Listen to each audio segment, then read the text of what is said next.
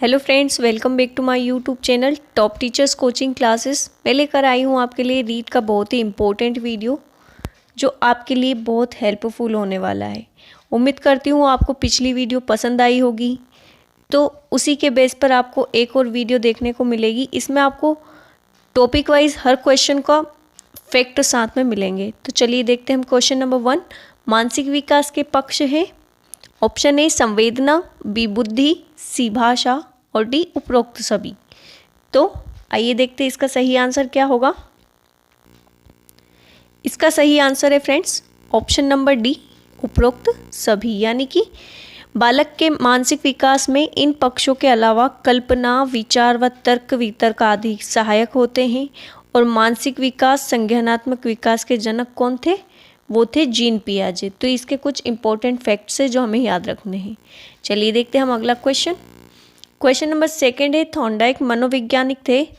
Option A Britain, B America, C Bharat, D रूस। तो आइए देखते हैं हम इसका सही आंसर क्या होगा। इसका सही आंसर होगा ऑप्शन नंबर बी अमेरिका। यानी कि थॉर्नडाइक प्रथम अमेरिकी मनोवैज्ञानिक थे जिन्होंने पशुओं पर प्रयोग किया था। और थॉर्नडाइक के संबंधवाद सिद्धांत को उद्दीपक अनुक्रिया सिद्धांत भी कहा जाता है। और इसके कुछ और भी फैक्ट्स है जो, जैसे कि थॉर्नडाइक का मुख्य प्रयोग एक भूखी बिल्ली के ऊपर था। और इस सिद्धांत में इन्होंने मुख्य बातें मतलब नियम बताए थे, तत्परता का, अभ्यास का और प्रभाव परिणाम या ऐसे कुछ नियम। तो हमें इनका ध्यान रखना है। चलिए देखते हैं हम अगला क्वेश्चन। क्वेश्चन नंबर 3 है, बुद्धि अमूर्त विचारों के बारे में सोचने की योग्यता है। कथन है। Option A Woodworth, B Woodrow, C Gates, D Terman. तो इसका सही आंसर होगा friends option number D Terman. चलिए देखते हैं हम इसका नेक्स्ट क्वेश्चन। नेक्स्ट क्वेश्चन है हमारा क्वेश्चन नंबर 4। एक बालक की बुद्धि लब्धि 85 है तो वह बालक है। ऑप्शन ए सामान्य, बी असंतुलित, सी मंद बुद्धि, डी प्रतिभाशाली। तो आइए देखते हैं इसका सही आंसर क्या होगा। इसका सही आंसर होगा ऑप्शन नंबर सी मंद बुद्धि।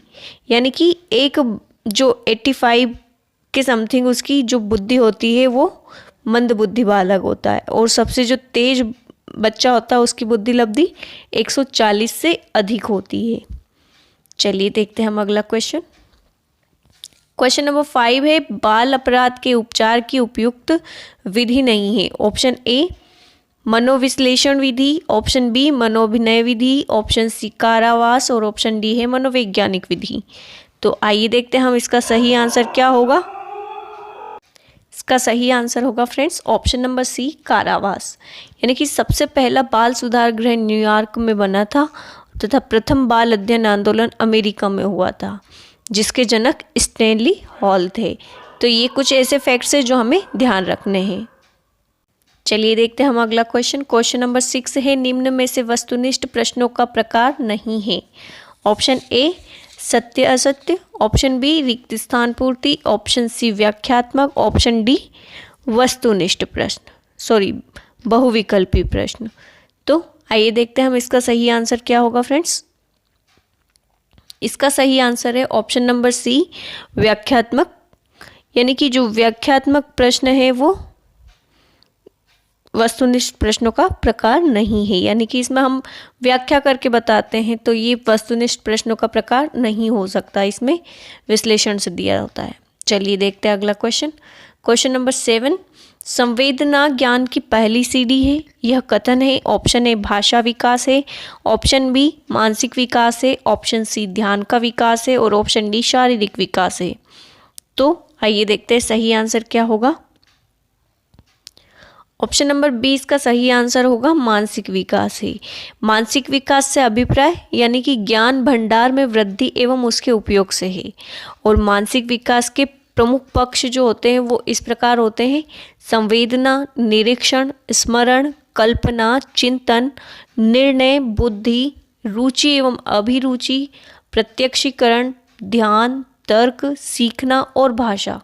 कुछ इतने 13 यानी कि 13 पक्ष जो होते हैं वो मानसिक विकास के होते हैं। चलिए देखते हैं हम अगला क्वेश्चन। क्वेश्चन है हमारा 8, छात्रों में चोरी करने की आदत हो कैसे दूर किया जा सकता है। ऑप्शन ए बालकों को परिपोषित करके, ऑप्शन बी उदाहरण देकर, ऑप्शन सी ताड़ना देकर, ऑप्शन डी सजा देकर। तो आइए इसका सही आंसर क्या होगा। ऑप्शन नंबर 20 का सही आंसर होगा उदाहरण देकर। बालकों में अपने साथियों के पास नई वस्तुएं देखकर उन्हें अपनाने की तीव्र इच्छा होती है, ये तो हम सभी जानते हैं। तो जिसके चलते वह जो चोरी करना सीख जाता है, ऐसे बालकों को ईमानदारी के उदाहरण देकर हम चोरी की आदतों को छुड़वा सकते हैं। चलिए देखते हैं हम अगला क्वेश्चन। क्वेश्चन नंबर 8 है, अभिवृद्धि शब्द का प्रयोग किया जाता है। ऑप्शन ए शारीरिक विकास के लिए, ऑप्शन बी मानसिक विकास के लिए, ऑप्शन सी सामाजिक विकास के लिए और ऑप्शन डी है इन सभी के लिए। तो आइए देखते हैं हम इसका सही आंसर क्या होगा। ऑप्शन नंबर ए इसका सही आंसर है शारीरिक विकास के लिए, यानी कि जो अभिवृद्धि शब्द का प्रयोग किया जाता है वो शारीरिक विकास के लिए किया जाता है। चलिए देखते हैं अगला क्वेश्चन। क्वेश्चन नंबर 10, बुनियादी शिक्षा का प्रत्यय दिया है। ऑप्शन ए गांधी ने, बी टैगोर ने, सी डेवे ने और डी फ्रोबेल ने।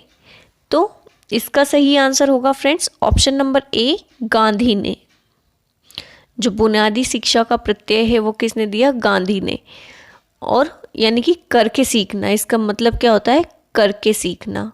और ऐसे कई जो मनोवैज्ञानिक है जिन्होंने बहुत सारे वो दिए हैं, जैसे किंडरगार्टन है, फ्रोबेल, ऐसे कई सारे खोज विधि है, आर्मस्ट्रॉन्ग ने दी है। चलिए देखते हैं हम अगला है क्वेश्चन नंबर 11, प्राथमिक कक्षा के विद्यार्थियों को अभिप्रेरणा प्रदान करने हेतु उत्तम उपाय है। ऑप्शन ए निंदा, बी कंप्यूटर, सी डांटना और डी नवाचारों का प्रयोग। तो इसका सही आंसर होगा फ्रेंड्स ऑप्शन नंबर डी नवाचारों का प्रयोग, यानी कि शिक्षक प्राथमिक कक्षा के शिक्षण में नवाचारों अर्थात नई विधियों यानी कि श्रव्य दृश्य साधनों का प्रयोग आदि करके बालकों में रुचि उत्पन्न कर सकता है। और इसी की वजह से जो शिक्षण प्रभावी तथा बोधगम्य बनता है और शिक्षा में अभिप्रेरणा के महत्व को निम्न बिंदुओं से स्पष्ट कर सकते हैं, जैसे कि व्यवहार को नियंत्रित करना, रुचि का विकास करना, ध्यान केंद्रित करने में सहायता करना। ये इन सभी साधनों से यानी कि श्रव्य दृश्य साधनों से ये सब हम कर सकते हैं आसानी से। चलिए देखते हैं अगला क्वेश्चन। क्वेश्चन नंबर 12, कुसमायोजित व्यक्ति के लक्षण है। ऑप्शन ए प्रसन्नचित्त, ऑप्शन बी प्रतिभाशाली, ऑप्शन सी कुंठित, ऑप्शन डी तनाव रहित।